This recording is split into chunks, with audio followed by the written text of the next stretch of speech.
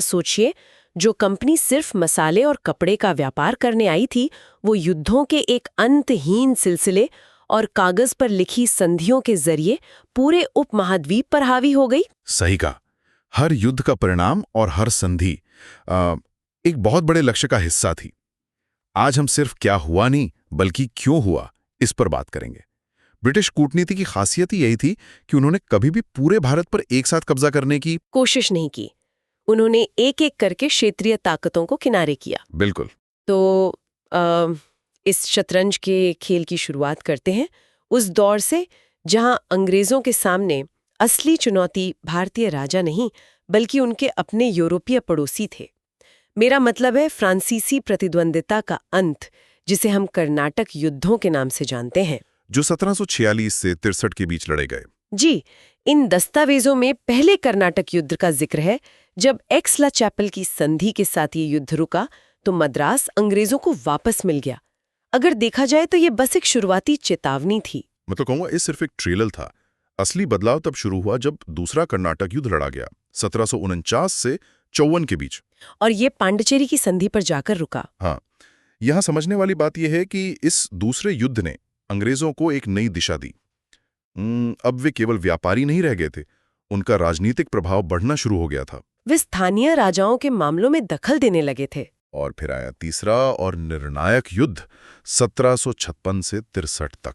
1763 में जब पेरिस की संधि पर हस्ताक्षर हुए तो उसका असर केवल यूरोप में नहीं पड़ा।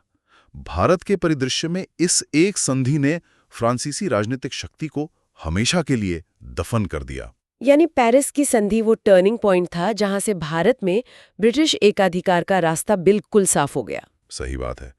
और जब कोई बाहरी प्रतिद्वंदी नहीं बचा तो कंपनी का पूरा ध्यान अब भारतीय जमीन की तरफ मुड़ गया। और यहीं से ये दस्तावेज बहुत दिलचस्प हो जाते हैं।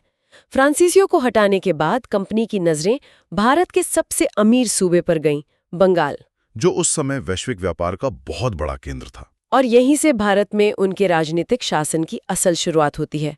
हम बात कर रहे हैं 1757 के प्लासी के युद्ध की। एक तरफ रॉबर्ट क्लाइव की रणनीतियां और दूसरी तरफ नवाब सिराजुद्दौला। और परिणाम क्या निकला?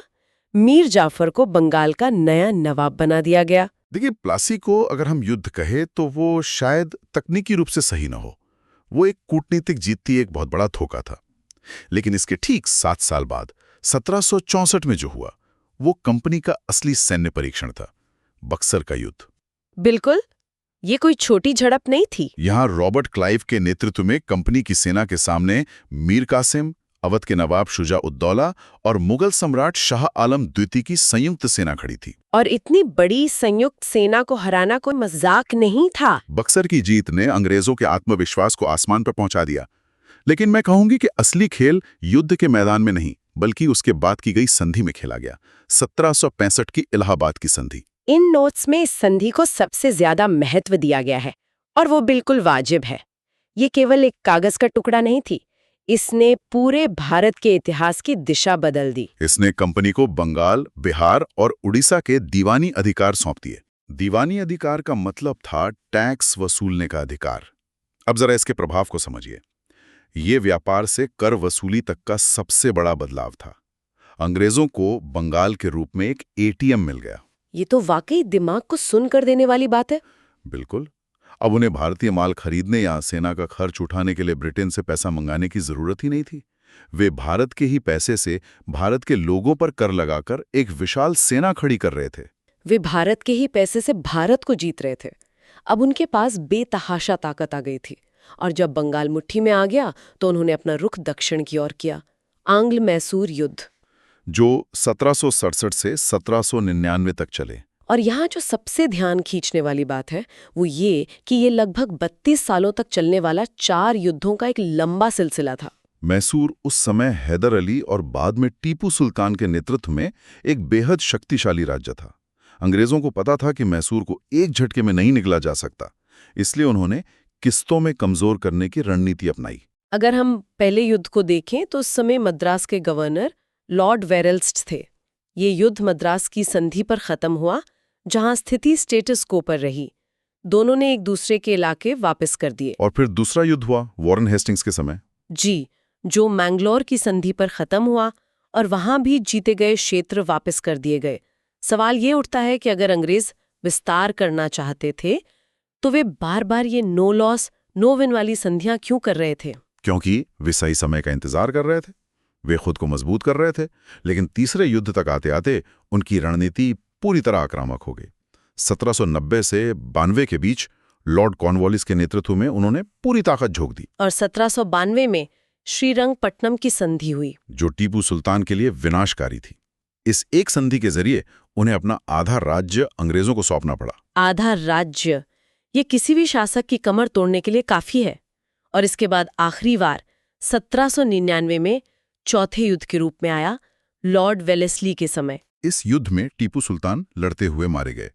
अंग्रेजों ने पुराने राजवंश को सत्ता तो दी, लेकिन उन पर सहायक संधि थोप दी। Subsidiary alliance. हाँ, ये अंग्रेजों का सबसे धारदार कूटनीतिक हथियार था।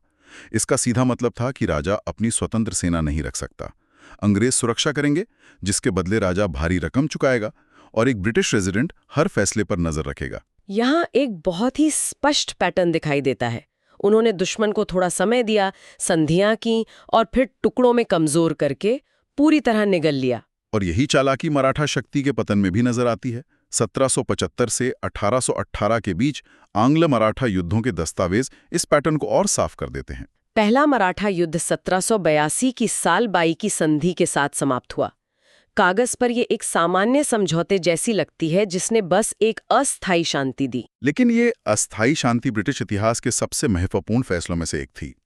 इसने अंग्रेजों और मराठों के बीच 20 साल की शांति स्थापित कर दी।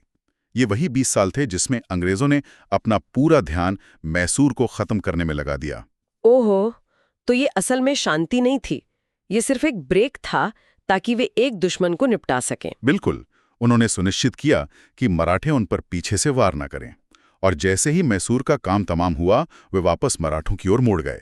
और तब तक मराठा संघ आपसी कलह के कारण खुद ही कमजोर पड़ने लगा था, जिसका फायदा लॉर्ड वेलेस्ली ने दूसरे मराठा युद्ध में उठाया। 1802 में बसीन की संधि हुई। इस संधि ने मराठा संघ को भीतर से पूरी तरह खोखला कर दिया। पेशवा ने ब्रिटिश संरक्षण स्वीकार कर लिया, जो मराठा स्वतंत्रता के अंत की शुरुआत थी। और जो बचा खुचा काम था वो तीसरे युद्ध ने पूरा कर दिया। 1817 से 18 के बीच लॉर्ड हेस्टिंग्स के समय मराठों ने एक आखिरी कोशिश की, लेकिन तब तक बहुत देर हो चुकी थी। मराठा संघ का पूरी तरह अंत हो गया और यहां से भारत में ब्रिटिश सर्वोच्चता निर्विवाद रूप से स्थापित हो गई। बंगाल, दक्षिण और मध्य भारत सब उनके पास था। इसके बाद उनके विस्तार का पहिया उत्तर और पूर्व की ओर घूमा। उत्तर पश्चिम में शक्तिशाली सिख हुकूमत थी। महाराजा रणजीत सिंह के समय तक तो अंग्रेज पंजाब की तरफ आंख उठाने की हिम्मत नहीं करते थे। लेकिन उनके बाद की राजनीतिक अस्थिरता का फायदा उठाया गया। पहले आंग्ल सिख युद्ध के बाद लॉर्ड हार्डिंग के समय 1846 की लाहौर की संधि हुई, जिससे पंजाब के कई अहम हिस्सों पर अंग्रेजों का कब्जा हो गया। और फिर 1849 में लॉर्ड डलहौजी ने पंजाब का पूरी तरह से ब्रिटिश साम्राज्य में विलय कर लिया। और पूर्व की ओर विस्तार भी उतना ही आक्रामक था। आंग्लो बर्मीज युद्ध, पहला युद्ध 1826 में यांडाबो की संधि के साथ समाप्त हुआ। इस संधि के जरिए अंग्रेजों ने असम और अराकान के इलाकों को मिला लिया। फिर 1852 में डलहौजी के समय लोअर बर्मा और अंततः 1885 में लॉर्ड डफरिन के समय पूरे बर्मा को ब्रिटिश साम्राज्य का हिस्सा बना लिया गया। ये सुनकर ऐसा लगता है जैसे ब्रिटिश मशीनरी हर जगह जीत रही थी। लेकिन इन दस्तावेजों में एक रोचक मोड़ भी आता है, अफगान चुनौती। आंग्ल अफगान युद्धों का इतिहास बताता है कि सब कुछ हमेशा अंग्रेजों के पक्ष में नहीं रहा। ये बहुत महत्वपूर्ण अध्याय है।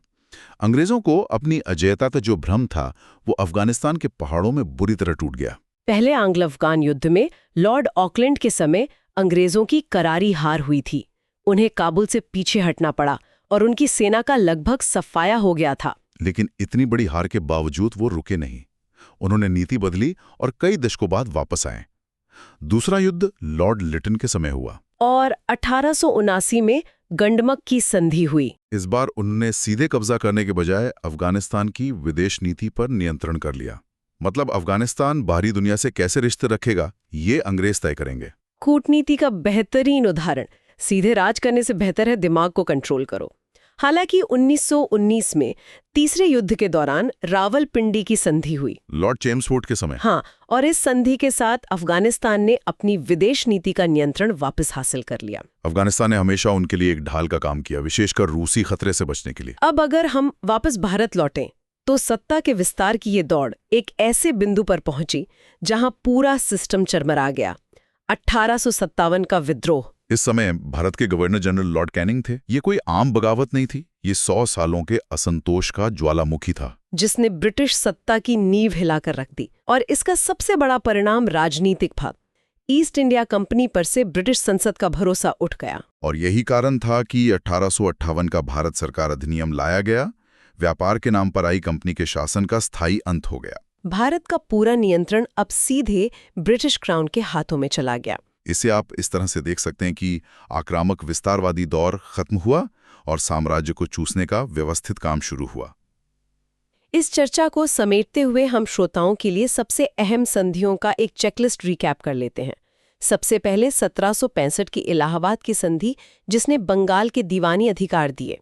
फिर 1782 की सालबाई की संधि, जिसने मराठों के साथ अस्थायी शांति दी। उसके बाद 1802 की बसीन की संधि, जिससे मराठा संघ कमजोर हुआ। 1826 की यांडाबो की संधि, जिससे असम का विलय हुआ। 1846 की लाहौर की संधि, जिसने पंजाब पर नियंत्रण की जमीन तैयार की। और 1879 की गंडमक की संधि, जिसने अफगान विदेश नीति को मुट्ठी में कर दिया। इन सभी दस्तावेजों का सार यही है कि ये विस्तार कोई संयोग नहीं था। ये कूटनीति और सैन्य बल का सटीक मिश्रण था। उनके लिए संधियों का मतलब स्थायी शांति नहीं, बल्कि अगले युद्ध की तैयारी के लिए खरीदा गया समय था। और यही बात आज एक बहुत बड़े सवाल की ओर ले जाती है। हमने देखा कि ब्रिटिश रणनीति एक ताकत के साथ अस्थायी शांति करके दूसरी ताकत को खत्म करने की थी। अगर उस समय की क्षेत्रीय शक्तियों ने इस साफ पैटर्न को समझ लिया होता, अगर वे एकजुट हो गए होते, बिल्कुल, अगर वे उन शांति के सालों में एक दूसरे से लड़ने के बजाय एक साथ खड़े हो गए होते, तो क्या 1857 तक आते आते ब्रिटिश साम्राज्य का ये विशालकाय विस्तार कभी संभव हो पाता? शायद भारत का इतिहास कुछ और ही होता। ये एक ऐसा सवाल है जो हमें इतिहास को नए नजरिए से देखने पर मजबूर करता है। इसी विचार के साथ आज की हमारी ये गहन चर्चा यहीं समाप्त होती है। सुनते रहिए और सवाल पूछते रहिए।